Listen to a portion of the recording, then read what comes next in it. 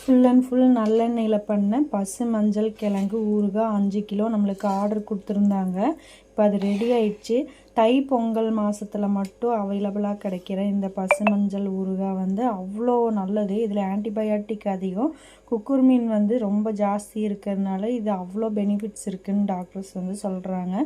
தேவைப்படுறவங்க என்னோடய நம்பருக்கு வந்து கால் பண்ணுங்கள். இப்போ தான் வந்து நம்மக்கிட்ட வந்து அது அவைலபிளாக இருக்கும், அப்போ தான் செய்ய முடியும்.